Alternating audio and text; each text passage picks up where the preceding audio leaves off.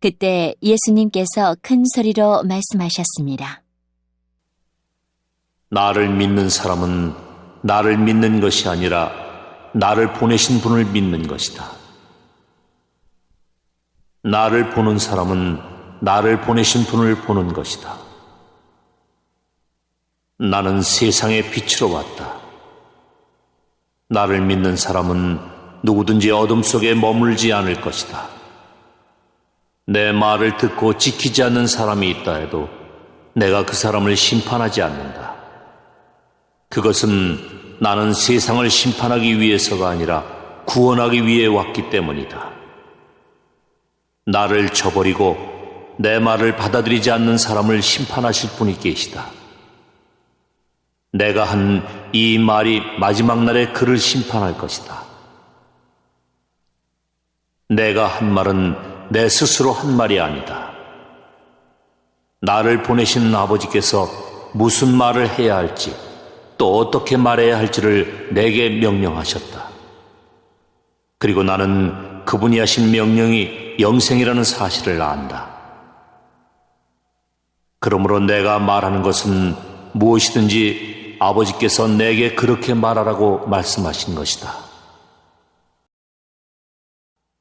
샬롬, 아자함으로 예배하는 모든 가정에 하나님의 은혜가 풍성하기를 바랍니다.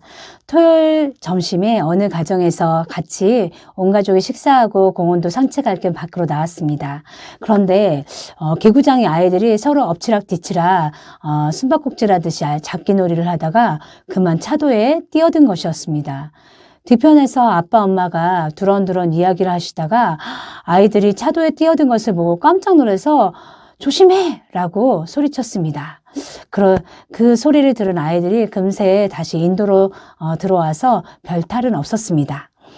이렇게 사랑하는 사람에게 위험하고 잘못된 일이 벌어질 때 우리는 그 위험으로부터 보호하거나 벗어나게 하려고 노력하게 됩니다. 이처럼 우리에게 위험이 닥치거나 잘못된 길을 가려고 할 때 우리를 잘 알고 사랑하는 사람은 우리가 바른 길을 갈 수 있도록 도와주려고 할 것입니다. 오늘 읽은 성경 본문에서는 사람들이 알 수 있도록 예수님이 표적을 보여주시고 또 말씀을 가르침에도 불구하고 변화되지 않는 그 사람들에 대해 예수님이 이 땅에 오신 이유를 말씀하고 있습니다. 예수님은 제자들을 포함하여 많은 무리들과 함께 하시며 하나님과 하나님 나라에 대하여 가르치시고 또 병든 자를 고치시고 귀신을 내어쫓는 사역들을 하셨습니다. 예수님이 가나의 혼인잔치에서 포도주가 떨어지자 물을 변화시켜 포도주로 만드는 놀라운 사건을 보여주십니다. 이것을 통해 예수님이 하나님이심을 보여주시죠. 또한 길을 가시던 예수님은 날 때부터 시각장애인이었던 사람의 눈을 밝히 보이게도 하십니다. 이로써 하나님의 영광이 드러나게 하신 것입니다. 그리고 아끼고 사랑하던 나사로가 죽었다는 소식을 들었을 때 예수님께서는 그 시신이 부패하여 심하게 냄새가 날 정도가 되었을 때에서야 나사로에게 가십니다. 그리고 예수님은 나사로야 나오너라 라고 외치십니다. 그러자 죽었던 나사로가 다시 살아나는 사건이 벌어집니다. 즉 생명의 주관자로서 예수님이 그 자신을 나타낸 것입니다. 이 모든 사건을 통해서 예수님이 누구신 걸 알 수 있을까요? 맞습니다. 바로 예수님은 참 하나님이십니다. 이런 수많은 증거들을 통해 예수님이 하나님이심을 드러나지만 이런 예수님에 대해 부정하는 사람들도 있었습니다. 그들은 당시의 종교 지도자들 또는 권력을 잡고 있던 사람들이었습니다. 그들은 예수님의 이름이 높아지고 백성들이 추종하는 것을 언짢아 했습니다. 또 그런 소식이 들릴 때마다 예수님의 영적 권위가 높아지는 것을 아주 싫어했습니다. 예수라는 자를 믿고 따르는 자가 너무 많아지고 있어. 이러다가는 우리 말도 듣지 않고 나중에는 로마까지 쳐들어와서 우리 땅과 백성을 빼앗아가면 어쩌지? 라고 생각하며 예수님을 죽일 결심을 하고 예수님을 잡으려고 혈안이 된 것입니다. 그러나 예수님은 종교 지도자들의 태도나 사람들의 분위기에 휩싸이지 않았습니다. 그리고 크게 외치십니다. 마치 위험에 처한 어린 자녀를 지키려고 하는 부모님과 같이 큰 소리로 말씀하신 것입니다.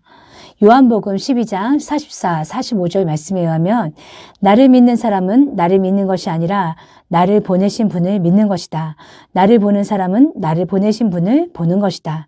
즉 예수님을 믿는 것은 예수님을 보내신 하나님을 믿는 것이요. 예수님을 보는 사람은 예수님을 보내신 하나님을 보는 것입니다. 예수님이 하나님임에도 당시의 사람들은 믿지도 깨닫지도 못하였기 때문에 이 말씀을 하신 것입니다.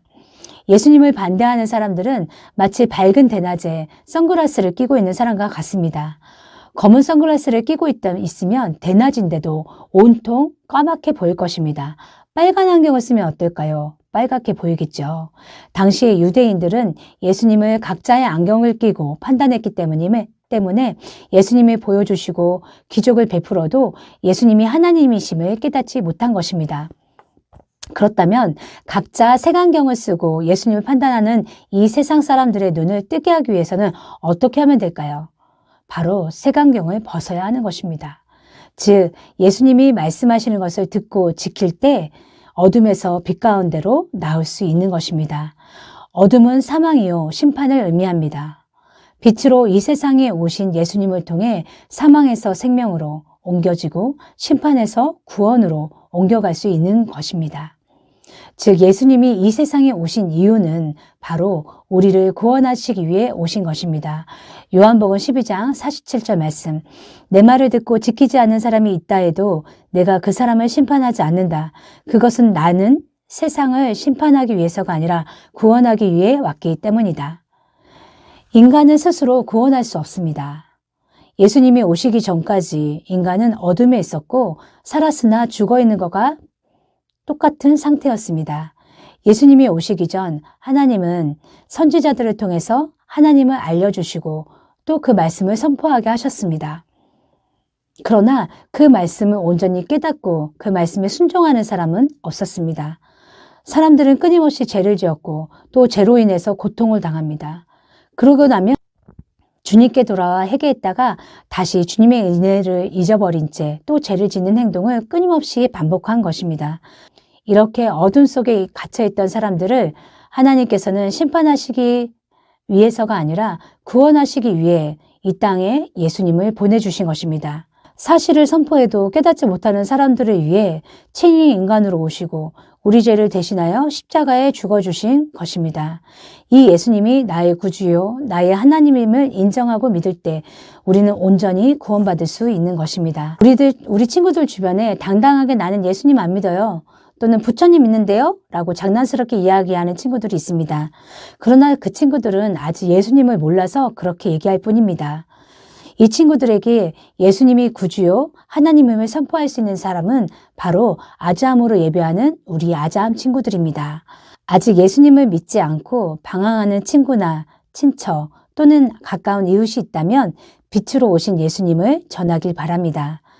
또한 이미 예수님을 믿고 예배도 드리지만 여전히 죄를 짓고 있는 친구가 있을까요?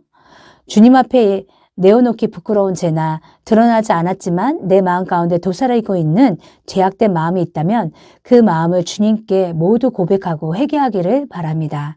기억해야 할 것은 우리의 모든 죄값을 예수님의 십자가에 죽으심으로 그 값을 지불하셨다는 사실입니다. 어둠 속에 숨지 마시고 빛 가운데 계신 예수님께 나아가 그의 용서와 은혜를 구하는 여러분이 되기를 바랍니다. 이번 한 주간 두 가지를 결단했으면 좋겠어요. 첫째는 내 주변에 아직까지 예수님을 믿지 않은 가족이나 친척, 친구 또는 이웃이 있다면 그들이 예수님을 믿게 해달라고 기도하고 또 복음을 전하는 친구들이 됐으면 좋겠습니다. 둘째는 잘못이나 죄를 범하였을 때 그 죄를 인정하고 빨리 회개하는 친구들이 되기를 바랍니다. 한 주간 세상을 구원하시기 위해 이 땅에 오신 예수님을 묵상하고 또 알아가는 아자함 친구들이 되기를 바랍니다. 기도하겠습니다. 하나님 아버지 감사합니다. 주님의 은혜 가운데 예배드릴 수 있게 하심에 감사하고 한 주간 주님 안에서 승리할 수 있도록 도와주세요. 예수님의 이름으로 기도드립니다. 아멘. 오늘 주신 말씀을 기억하면서 다음 내용을 서로 묵상해봐요.